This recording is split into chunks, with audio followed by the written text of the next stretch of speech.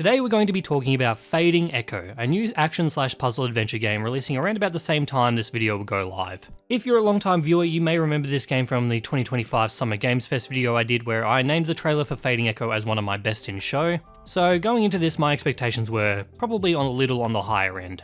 Before we get started, I do need to make some disclosures. First off is that I was given a key for this game for review purposes, and while I don't believe receiving this key will affect my final decisions on this game, I will always disclose to my audience when I'm given something for free, so there's full transparency. Also, the version of the game I played was a pre-release version of the game, so any bugs that I come across may be addressed in a day one patch or very soon after release. If I need to make any amendments to the review, then you'll find them as a pinned comment below.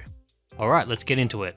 Starting off with the gameplay, Fadingecho is part action and part puzzle adventure game, and both parts of the game revolve around the same hook, which is our main character has the ability to turn into this little ball and absorb elements like water, acid, and fire to do a variety of different things. Your base element is water, so combining with acid will turn you into an acid ball, which lets you jump higher. Joining with fire will let you float around the place as kind of a steamy ball thing. Mixing acid and fire creates magma, which can burn things. And the aim of the game is to travel through 4 different biomes throughout the world and connect 3 aether streams from each biome in an attempt to save the world. The game's design has a very old school kind of feel to it, where the game doesn't tell you exactly where you need to go, and kind of expects you to figure it out via how the world is designed. You do have the freedom of which 3 biomes you want to tackle first, with the 4th one being locked out until you beat all the rest. Which is a really good thing, it leaves you to tackle things at your own pace and figure it out. And it's kind of been a while since I've played a game that just decided it did not want to deal with maps of any kind. The game hits a good balance of being linear enough that you shouldn't get lost, but not so linear that you feel like you're on rails. And I think a lot of that is down to the puzzle platforming design, which is one thing that I really love about this game. And as the game goes on, the puzzles do get a bit tough and require a little bit of outside the box thinking, especially once the corruption element is introduced, which allows like recall teleporting and stuff like that. And the thing with the elemental puzzle design is that it does take a little bit of trial and error to understand what elements allow you to carry items, or which elements can combine, or which ones just straight up override others, but overall I think the platforming, and in particular the puzzles in the game, is the best thing that Fadingecho has to offer gameplay wise. But there's the other part of the game, and that's the action gameplay, which is probably the biggest problem I have with Fadingecho. And like I said before, the ball form is in water by default, but you can change by absorbing a different element off the ground, which you can use to afflict enemies with to weaken them or cause other effects to happen if you combine 2 elements, which makes them a lot weaker so you can take them down in your human form, which comes with a pretty basic 3 attack moveset, a dash and a kick. And you can use the kick to kick monsters off the map and they kind of fall down Looney Tunes style, which is a little bit of fun. But the thing is, I found the kick to be very supremely overpowered because it can just be spammed, and kicking enemies off of ledges is often faster and easier than doing combat the normal way. And doing it the normal way is pretty clunky. Like, the idea is that you want to afflict enemies with a certain element, then change to a human to take advantage, but afflicting enemies is generally a bit of a pain to do, and it often feels more trouble than it's worth. Like, in theory, this idea works, but it just doesn't feel great to play. You know, the human's moveset is a little too basic, and the ball gameplay kind of feels a bit whack because while you do have damaging abilities in ball form, like the down smash and the wave ability, they mostly only work if you are in water form, which is super lame. There is the ability to upgrade your character throughout the game via some unlocks that are hidden throughout the world behind really hard puzzle challenges, and then sometimes unlocked just throughout progressing through the game. But I found most of these to be fairly minor things, and they don't really change how the game is played too much. Like, some of them are just okay, and the rest are just kind of static improvements like more health or more charges on your abilities and stuff like that, and they didn't change the game up as much as I think they definitely could have.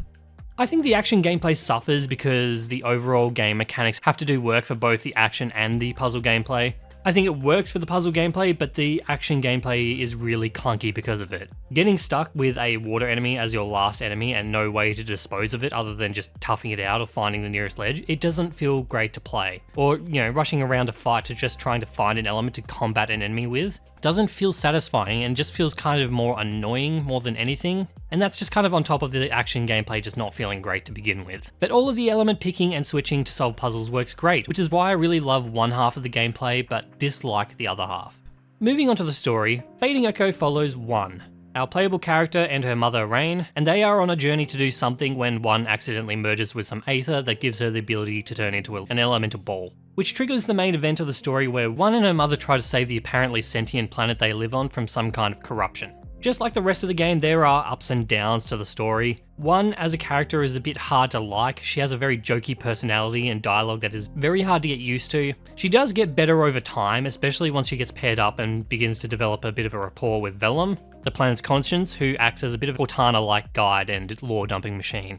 But when it comes to the characters, that's kind of the only part of the game that I feel like works. All of the other characters fall flat, but the worst offender is almost certainly the villain, which the game introduces in the back end of the story, who just kind of sucks and then came in way too late to make much of an impression or be built up enough to be like a satisfying big bad to end the game off with. Like, a lot of the bad from the story just comes about from how the story is presented overall. The cutscenes in the game are done in a motion comic book style that feels very inconsistent in its presentation. There are glimpses of when it looks great, and then there's some cool animation thrown in here and there, but most of the time it just doesn't look good. And I get that there's probably a budgetary reason behind why a lot of the cutscenes don't look great, but if you can't do it, then don't. Maybe just stick to a full comic book and get rid of the motion. Maybe it might look a little bit better, because it is very inconsistent.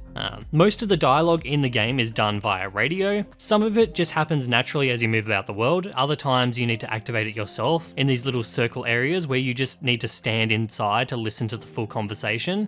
And if you leave this circle, the conversation will stop and you'll just have to start over again if you want to hear it. And sometimes these areas have like 3 or 4 different conversations in them which you can listen to, but if you do want to listen to them, you just have to stand in there, which just leaves you, sitting there doing nothing. Like, you can't even progress through the level or do anything like that. You just have to stand there and listen to these conversations, which is very, very silly. Look, the parts of the story I enjoyed the most was the lore and the background story of the game. And these things kind of get sprinkled throughout the game, and they give the world building quite a bit of depth. Vellum is also a very good character. I like that their personality can shift when moving through pocket dimensions, and I thought that was a really neat touch that I wish the game leaned into a bit more, because it was a very kind of like unique character trait. Look, it's hard to say if overall there is a great story to be told in Fadingecho. The good that it has is being held back significantly by the way it was chosen to be told. Moving on to music, I found the music in this game to be okay. It wasn't very memorable, but the soundtrack takes a more atmospheric approach, so most of the time it just kind of fades into the background and contributes more of a vibe to the game. There is action music for the parts of the game that feature combat, but again, it wasn't very memorable. Oftentimes I say that a soundtrack can either set the tone of the game or match the tone,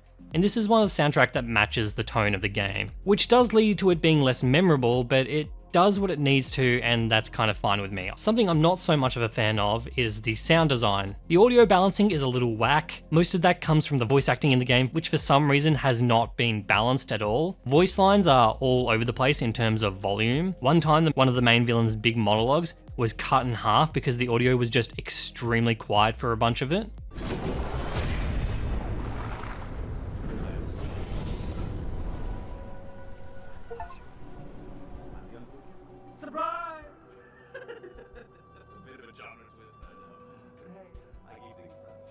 I don't know what was going on here, but the audio balance for the voice acting in particular was off for just the entire game.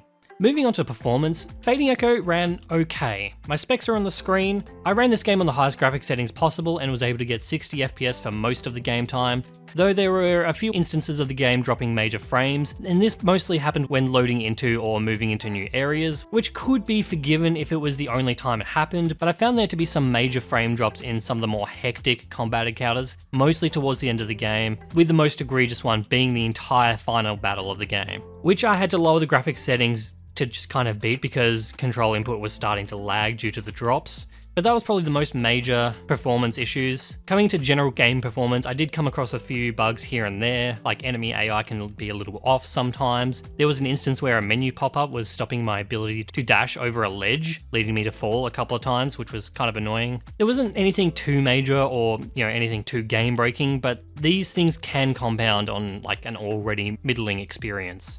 Moving on to Steam Deck, this game is not yet rated for Steam Deck, but I gave it a go anyway. After a bit of tinkering with the graphics settings, I got the game to run pretty decently. You do have to run the game at about medium overall graphics settings with a lot of the anti-aliasing turned down. My biggest problem playing on the deck wasn't the performance though. It might just be like the smaller screen, but I found myself having difficulty keeping track of my surroundings and having a bit of trouble with platforming while playing on the deck. It could just be a me problem. Like, from a performance standpoint, the game is playable on the deck and you'll get a similar performance on this as you do on PC, albeit with a much lower graphics settings. So yes, I would call Fadingecho very much playable on the Steam Deck. In conclusion, Fading Echo is a bit of a mess of a game. Half of the game I genuinely liked. The puzzle platforming, the music, the art style, and the old school feeling adventure world design are all great, but I really did not like the other half, that being the combat, the characters, the wonky presentation of the cutscenes, and the general performance of the game, which make the good parts very difficult to stomach. It's a very uneven experience. So I completed the game in just under 9 hours, while collecting maybe 2/3 of the extra hidden collectibles, so I put the average time to beat Fading Echo at around about 8 hours, with about 10 to 11 hours for full completion if you wanted to go around and collect everything in the game. The game is available now on PC via Steam or Epic Game Store, with console versions to come at a later date, which is currently unknown. The game will cost $20 USD or roughly $28 Australian. Look, at the end of the day, I would find it very hard to recommend Fading Echo in its current state. The combat is my biggest problem with the game, but I don't think it's bad enough to write the game off entirely. I think if the technical state of the game could be cleaned up, fixing up the performance of the game, fixing the audio dialogue so it isn't so unbalanced, and doing just a full rework of how radio conversations work, as well as tidying up like a few of the bugs, things that I think should be fixable over time, then I think the game would be in a place where I could say it's worth pushing through the rougher edges to experience the good parts of the game. But as of this video launching, I do not quite think it's good enough. And that is all I have to say on Fading Echo, so thank you so much for watching this video. If you have made it this far, then please leave the video a like and consider subscribing if you are new to the channel. As always, many thanks to my YouTube members for their continued support. Absolute legends. That's it for now, so I will see you all next time.